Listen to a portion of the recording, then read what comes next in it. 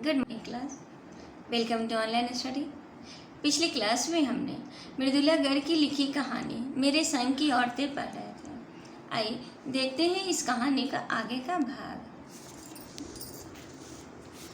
क्यों नहीं की? उसकी दो वजह थी।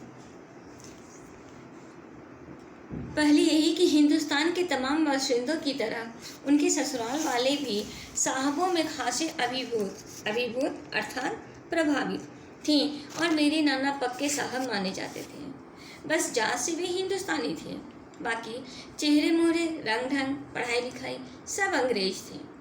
मज़े की बात यह थी कि हमारे देश में आज़ादी की जंग लड़ने वाले ही अंग्रेज़ों के सबसे बड़े प्रशंसक थे। गांधी, नेहरू हों या मेरे पिताजी के घर वाले। भले लड़का आज़ादी की लड़ाई लड़ते जेब खाली और शोहरत अर्थात यश सिर्फ करता रहे। दबदबा उसके साहबी ससुर का ही था। एक आन बान शान वाले साहब ने उनके सिरफिरे लड़की को अपनी नाजुक जान लड़की सौंपी। उससे रोमांचक क्या कोई परी कथा होती? नानी की सनक भरी आखिरी ख्वाहिश और नाना की रजामंदी वे रोमांचक उपकथाएं थीं जो कहानी के तिलिस्म को और गाढ़ा बना चुकी थी। दूसरी वजह माँ की अपनी शख्सियत थी। उनमें खूबसूरती, नज़ाकत, गैर दुनियादारी के साथ ईमानदारी और निष्पक्षता कुछ इस तरह घुली मिली थी कि वे परिचार से कम जादुई नहीं मालूम पड़ती थी।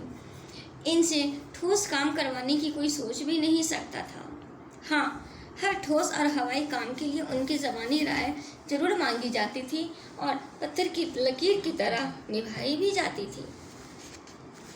मैंने अपनी दादी को कई बार कहते सुना था, हम हाथी पे हल न जुतवाया करते, हम पे बैल हैं।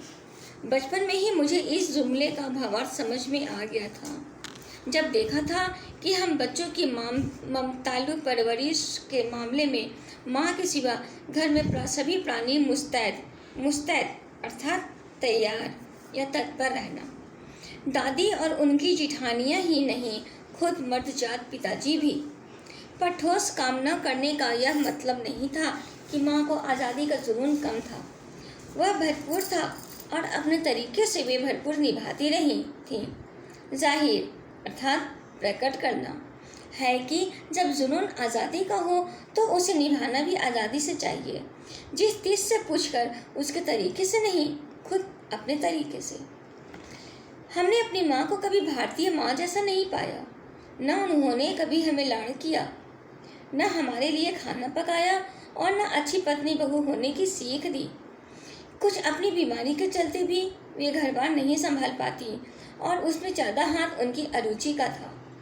उनका ज़्यादा वक्त किताबें पढ़ने में बीतता था, बाकी वक्त साहित्य चर्चा में या संगीत सुनने में, और वे ये सब बिस्तर पर लेटे लेटे किया करती थी।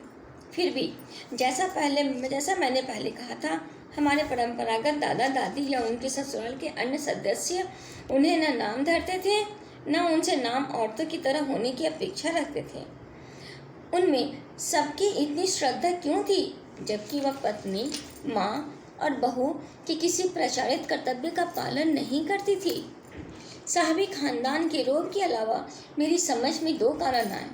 पहला, वे कभी झूठ नहीं बोलती थी, और दूसरा, वे एक की गोपनीय बात को दूसरे पर जाहिर नहीं होने देती थी। अर्थात वो कभी झूठ नहीं बोलती थी और उनसे जो कभी कोई बात गोपनीय बात अगर कोई कहता था तो उसे किसी के सामने प्रकट नहीं करती थी। पहले के कारण उन्हें घर वालों का आदर मिला हुआ था, दूसरे के कारण बाहर वालों की दोस्ती। दोस्त में वे हमारी भी थी। माँ की भूमिका हमारे पिता बखूबी निभा देते थे। मुझे याद है, बचपन में भी हमारे घर में किसी की चिट्ठी आने पर उससे यह नहीं पूछता था उसमें क्या लिखा है, भले वह एक बहन की दूसरी के नाम क्यों न हो, और माँ यह जानने को बेहाल हो कि बीमारी से वह उबरी या नहीं। छोटे से घर में 6 बच्चों के साथ सास ससुर आदि के रहते हुए भी हर व्यक्ति को अपना निजत्व अर्थात अपनापन बनाए रखने की छूट थी। इस निजत्व बनाए रखने की छूट का फायदा उठाकर हम 3 बहनें और छोटा भाई लेखन के हवाले हो गए। लीक से खिसके अपने पूर्वजों में माँ और नानी ही रही होती तो गनीमत रहती, पर एक परदादी भी थी जिन्हें कतार से बाहर चलने का शौक था। उन्होंने व्रत ले रखा था कि अगर खुदा के फजल अर्थात अनुग्रह या दया से उनके पास कभी 2 से ज़्यादा धोतियाँ हो जाएंगी तो वह तीसरी दान कर देंगे। जैसे समाज में अपरिग्रह अर्थात संग्रह न करना, किसी से किसी को कुछ न लेना, किसी से ग्रहण न करना की सनत बिरादरी बाहर हरकत नहीं मानी जाती, इसलिए वहाँ तक तो ठीक था, पर उन पर उसका असली जलवा तब देखने को मिला जब मेरी माँ पहली बार गर्भवती हुई। मेरी परदादी ने मंदिर में जाकर मन्नत मांगी कि उनकी पतोहू का पहला बच्चा लड़की हो। यह गैर रवायती मन्नत मांगकर ही उन्हें चैन नहीं पड़ा। उसे भगवान और अपने बीच पोशीदा रखने के बजाय सरेआम उनका ऐलान कर दिया। लोगों के मुंह खुले के खुले रह गए। उनके फितूर की कोई वाजिब वजह ढूंढे न मिली।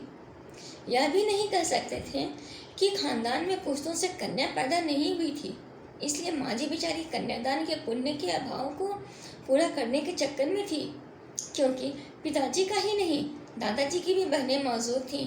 हाँ, पहला बच्चा जाकर मन्नत दोहराती रही।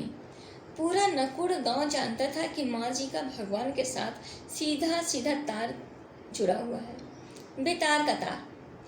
इधर वह तार खींचती, उधर टन से तथास्तु बजता। मेरी दादी तो पहली मर्तबा में ही तैयार हो गई थी कि गोद में खेलेंगी तो पोती, पर माँ जी की आरज़ू किस कदर रंग लाएगी उसका उन्हें भी गुमान अर्थात गर्व न रहा होगा। लड़की की गैर वाजिब जुस्तजू सुन भगवान कुछ ऐसे अफरा तफरी में आ गए कि 1 न 2 पूरी 5 कन्याएं एक के बाद एक धरती पर उतार दिए। भगवान को क्या कहें, माँ जी के सामने तो नामी चोर भी अफरा तफरी में आ जाते थे। माँ जी और नामी चोर का किस्सा होश संभालने के बाद कि मैंने कई बार सुना था। चोर के दीदार अर्थात दर्शन की खुशनसीबी भी हाथ आई थी। Thank you.